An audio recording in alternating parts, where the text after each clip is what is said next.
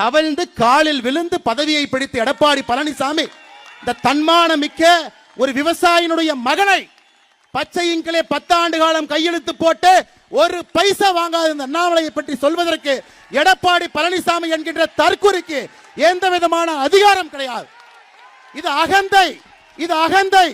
2026 புரட்சி தலைவர் புரட்சி தலைவி நடத்திய இந்த கட்சி இது போன்ற கிணத்து தலைகள் என்று வழிநடத்திக் கொண்டிருக்கின்றீர்கள். தூக்கி எறியப்படுவீர்கள். 4வது இடம் கூட கிடையாது. 2026 சட்டமன்ற தேர்தலில் அனைத்து இந்திய அண்ணா திராவிட முன்னேற்ற கழகத்திற்கு 4வது இடம் கூட கிடையாது.